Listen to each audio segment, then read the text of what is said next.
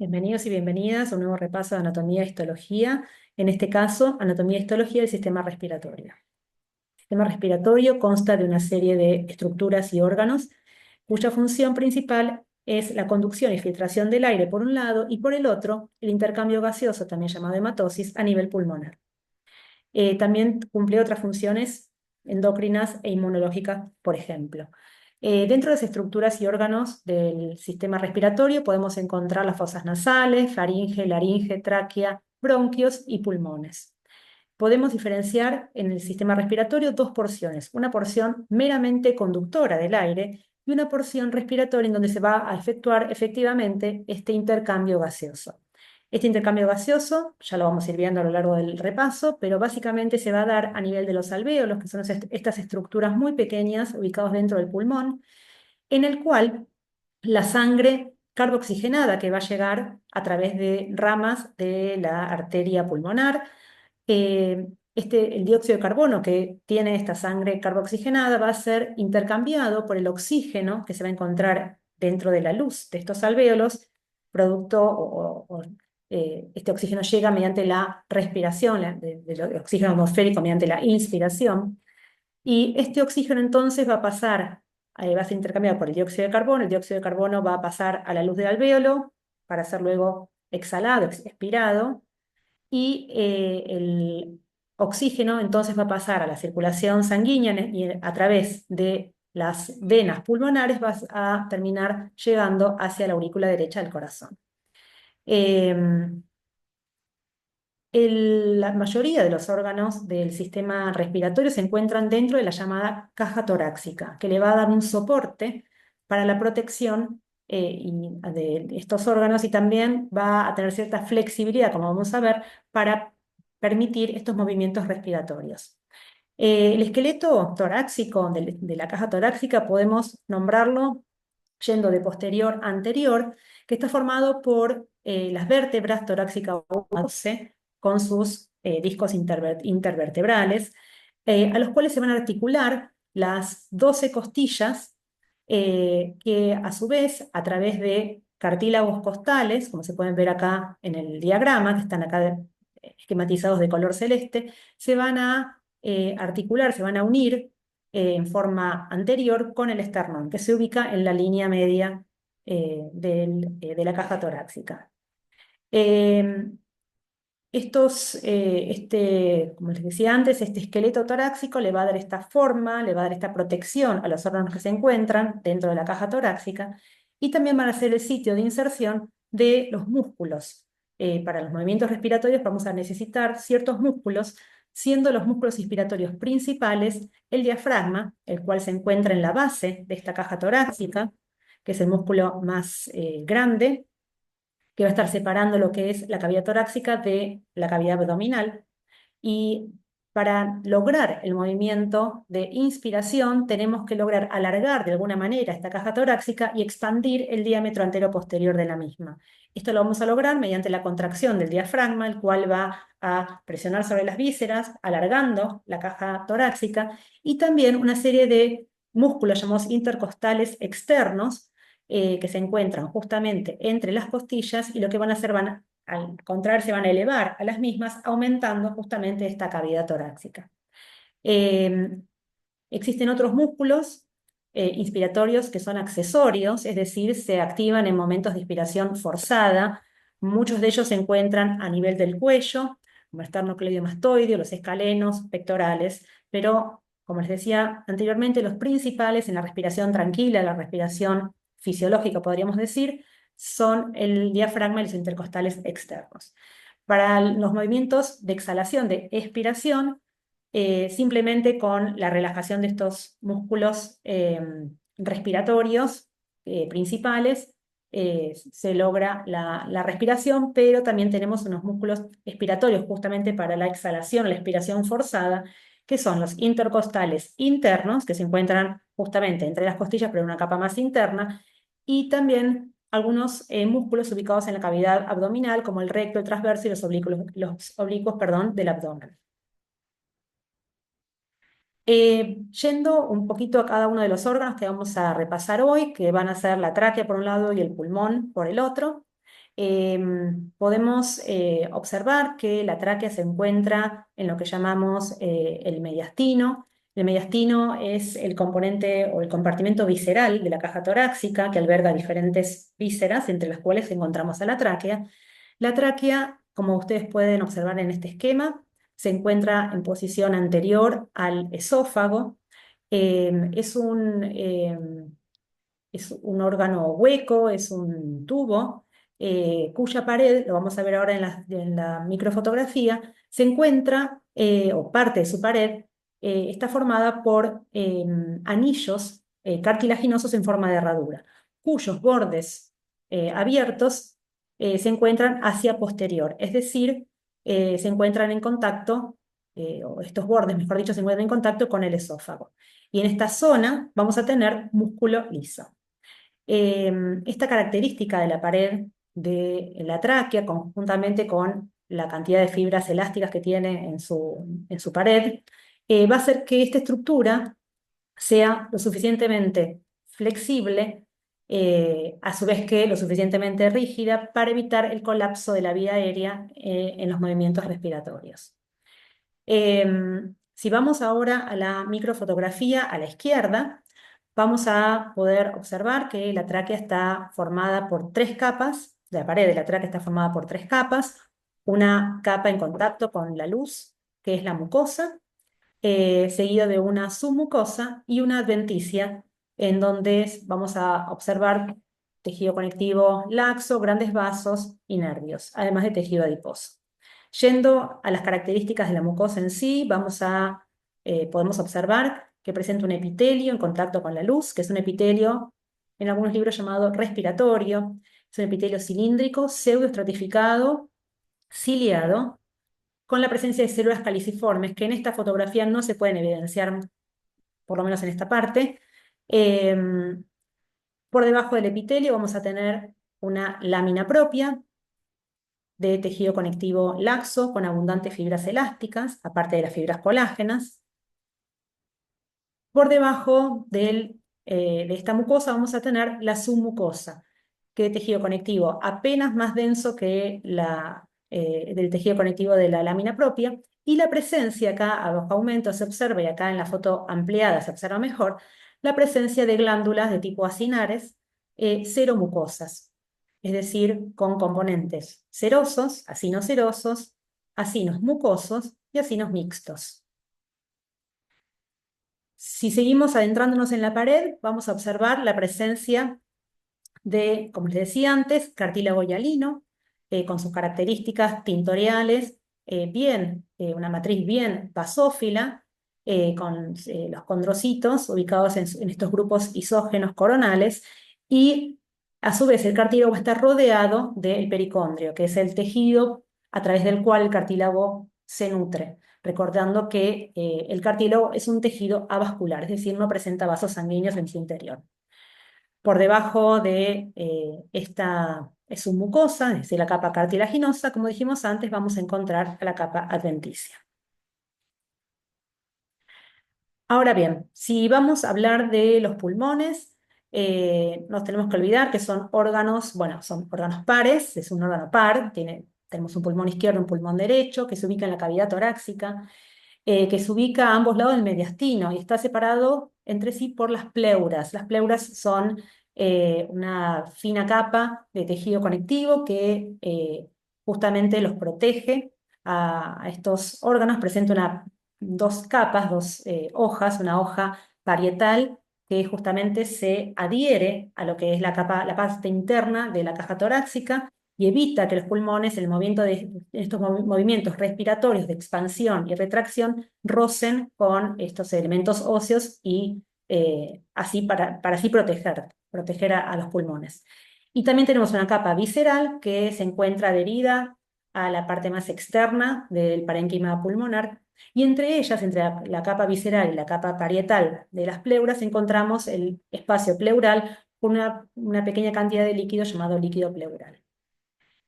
Como vemos en el esquema, tenemos un pulmón derecho que presenta tres lóbulos, que a su vez presenta dos cisuras, una cisura oblicua y una cisura horizontal para separar a estos lóbulos, mientras que el pulmón izquierdo, que es un poco más pequeño, presenta dos lóbulos solamente, uno inferior y uno superior, separados entre sí por una cisura oblicua.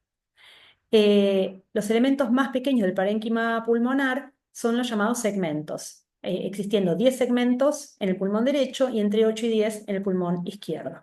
Para entender esto de los segmentos pulmonares tenemos que referirnos al árbol bronquial, porque están íntimamente relacionados con él. Como les decía antes, la tráquea, la cual ya nombramos en la diapositiva anterior, se bifurca antes de ingresar a los pulmones en dos bronquios, llamados bronquios principales o bronquios primarios. Estos bronquios ingresan a cada uno de los pulmones y se dividen en los llamados bronquios lobulares. Vamos a tener uno por cada lóbulo, es decir, 3 para el pulmón derecho y 2 para el pulmón izquierdo, que están acá esquematizados de esta manera. A su vez, estos bronquios lobulares se van a seguir dividiendo para formar los bronquios segmentarios, también llamados bronquios terciarios. Estos bronquios segmentarios son los que van a dar lugar a estos segmentos pulmonares, porque son la zona del parénquima del pulmón que está abastecido por cada uno de estos bronquios segmentarios. Y tienen importancia, estos segmentos pulmonares tienen importancia a nivel de la clínica. Estos segmentos pulmonares entonces es simplemente una parte del parénquima del pulmón de forma más o menos aproximadamente piramidal y rodeado de tejido conectivo.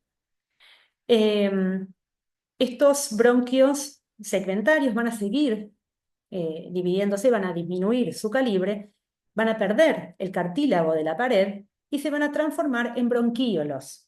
Los bronquíolos tenemos de 3 clases, comenzando por los bronquíolos de conducción, también llamados musculares o propiamente dichos, los cuales a su vez se van a dividir o se van a ir transformando en bronquíolos terminales. Luego van a desembocar en bronquíolos respiratorios y hasta acá tenemos la porción conductora del aire, hasta el nivel del bronquiolo respiratorio. Estos bronquiolos respiratorios van a desembocar en los conductos alveolares, en los sacos alveolares y finalmente dando lugar a los alvéolos, que eran esas pequeñas bolsitas llenas de aire que nombramos al principio, donde se genera el intercambio gaseoso. Es decir, desde el bronquiolo respiratorio, y ahora vamos a ver en un ratito por qué, hasta los alvéolos en sí, es donde se produce justamente esta hematosis o intercambio gaseoso, la porción de de intercambio gaseoso del sistema respiratorio. Vamos a la histología del pulmón. Cuando vemos el parénquima pulmonar, lo podemos ver a muy bajo aumento de esta manera. ¿Sí? Parece es un órgano, bueno, el pulmón es un órgano muy elástico, presenta muchísimas cavidades que pertenecen a los alvéolos. Todos estos espacios HIE negativos corresponden a los alvéolos. E insertos dentro del parénquima pulmonar vamos a encontrar todas estas estructuras de conducción que fuimos nombrando anteriormente, las cuales tenemos que aprender a distinguir. Fíjense que esta es una foto a muy bajo aumento del pulmón y ya podemos ver una estructura de características importantes en cuanto a su diámetro, estructuras grandes, que es el bronquio intrapulmonar. Y ya nos llama la atención a muy bajo aumento la presencia de estas estructuras en forma de placas, ya las vamos a ver a mayor aumento, que corresponden a las placas de cartílago. En este caso, entonces, en los bronquios intrapulmonares, el cartílago que en la tráquea lo veíamos en forma de herradura, ya dentro del pulmón los vamos a ver en forma de placas. Características histológicas del bronquio intrapulmonar. Va a tener el mismo epitelio de la tráquea, es decir, un epitelio respiratorio, es decir, un epitelio pseudoestratificado, cilíndrico, ciliado, con células caliciformes. En esta fotografía sí se pueden ver mejor las células caliciformes que estoy acá mostrando con la flechita. Recuerden que las células caliciformes son células secretoras de moco, ¿sí? Por eso se ven con una tinción más pálida que el resto de las células ciliadas. Por debajo del epitelio, una lámina propia de tejido conectivo laxo, acá también lo podemos observar, en este caso bastante celular, músculo liso, bastante abundante, fíjense toda esta capa importante de músculo liso. En la fotografía a menor aumento lo podemos observar acá, como esta banda acidófila, si bien está bajo aumento se puede ver el músculo liso, acá se ve mayor aumento. También la presencia de glándulas, al igual que vimos en la tráquea, de glándulas de tipo seromucosas con sus acinos. Acá se ven acinos de tipo mixtos, acá se ve una porción mucosa, acá acinos serosos, ¿sí? Son glándulas seromucosas. En la fotografía de menor aumento los podemos observar a este nivel, las glándulas. Y, por otro lado, como ya nombramos, placas de cartílago hialino. Esta entonces son las características principales de los bronquios, cualquier tipo de bronquios de los que vimos antes, que vamos a encontrar a nivel histológico en el pulmón. A nivel de los bronquíolos dijimos que teníamos tres tipos de bronquíolos. Conforme vamos avanzando en el árbol bronquiolar, vamos a tener diferentes características en la pared. Así vamos a ver desde el bronquíolo de mayor tamaño, que es el que deriva directamente del bronquio, es el bronquíolo muscular, luego el terminal y por último el respiratorio. El epitelio, en este caso de los bronquíolos, va a cambiar, ya no vamos a tener ese epitelio respiratorio, como lo llamábamos. En este caso vamos a tener un epitelio que va a ir como bajando o teniendo menor altura, ¿sí? Vamos a tener un epitelio de cilíndrico a cúbico, conforme vamos avanzando en el árbol bronquiolar, con células ciliadas, y también vamos a empezar a tener la presencia de células bronquiolares exócrinas, también llamadas en algunos libros más antiguos, como células de Clara. Estas células son importantes porque van a secretar un factor, una proteína con funciones tensioactivas para evitar el colapso de la vía aérea de los bronquíolos en el momento de la expiración, cuando estamos exhalando el aire. Esto es importante porque aparte recordemos que en este momento, ya a nivel bronquiolar, ya no tenemos placa de cartílago que nos permita, digamos, esa estructura, digamos, que evite, de alguna manera, por decirlo, ese colapso de la vía aérea. Bien, entonces, mirando las fotografías podemos ver, primero, esta es una fotografía muy bajo aumento con respecto a las otras dos. Podemos ver que el bronquiolo muscular tiene un mayor diámetro, ¿sí? Tiene una luz estrellada, si ustedes se fijan, es una luz bastante irregular. Esto está dado por la gran cantidad o la capa abundante de músculo liso que tiene todo a su alrededor, que al realizar la técnica histológica se contrae ese músculo y le da esa imagen de luz estrellada al bronquiolo muscular. Siguiendo al paso siguiente, digamos a nivel bronquiolar, tenemos el bronquiolo muscular, pasa a ser bronquiolo terminal. En este caso podemos observar que la luz se vuelve más regular, ¿sí? Y el músculo liso, si bien está presente, fíjense acá, por lo menos podemos ver dos células musculares, es escaso. Fíjense que acá ya podemos observar este epitelio que va siendo ya más que cilíndrico, ya va siendo más cúbico, ¿sí? Y acá van a ser más evidentes estas células bronquiolares exócrinas de las cuales les nombré anteriormente, que son características de este epitelio y pueden ser evidenciadas porque tienen forma redondeada, como de cúpula, que sobresale hacia la luz del bronquiolo. Finalmente tenemos el bronquiolo respiratorio como última porción conductoria donde ya empieza también a haber intercambio gaseoso. El epitelio de este bronquiolo respiratorio está formado por el mismo epitelio que veníamos hablando, bronquiolar, pero esta pared va a ser interrumpida por alvéolos. Ustedes se fijan, tenemos, si bien la foto no nos acompaña demasiado en esta zona, está un poquito fea la foto acá, pero tenemos un epitelio que sigue siendo cúbico, simple, pero que de repente se ve interrumpido por la presencia de alvéolos, que son estas estructuras que podemos observar acá, un epitelio plano, simple, que ahora los vamos a ver mejor en la próxima diapositiva. Y por supuesto, muy escaso músculo. Finalmente, como dijimos antes, acá podemos observar un corte longitudinal de un bronquiolo respiratorio. Fíjense, esta es una foto a muy bajo aumento también, pero si ustedes se fijan, tenemos un epitelio que de repente se empieza a ver interrumpido por estas estructuras, ¿sí? Que es como que van saliendo de este bronquiolo, que es justamente los alvéolos. El bronquiolo respiratorio se continúa por el conducto alveolar, que son conductos alargados, en los cuales sus paredes están formadas por alvéolos, y donde dijimos que se van a continuar con los sacos alveolares y finalmente con cada uno de los alvéolos, que es como si fuera un ramillete, un racimo, como se puede ver acá en el esquema, en el cual cada una de estas pelotitas, cada una de estas estructuras esferoidales corresponden a un alvéolo donde se va a realizar, como nombramos antes, el intercambio gaseoso. A nivel histológico alveolar, esta es la imagen, así se ven los alvéolos. Su pared está formada principalmente por dos tipos celulares, mejor dicho tres, el neumocito o neumonocito tipo 1, el neumonocito tipo 2 y el endotelio del capilar, eh, del capilar que va a formar parte justamente de esta barrera hemato gaseosa, de capilar continuo, perdón, no me salía la palabra. El neumonocito tipo 1 es una célula aplanada, ¿sí? Que junto con el capilar, con el endotelio, la célula endotelial del capilar continuo va a formar parte justamente de esta barrera de intercambio gaseoso. El neumonocito tipo 2 se encuentra más en los vértices de estos alvéolos, de estas estructuras. Son células más grandes, son células que van a dar lugar por mitosis al neumonocito tipo 1 y son células que también van a secretar el surfactante, que es una sustancia que va a cumplir la función también de evitar el colapso de los alvéolos en el momento de la expiración.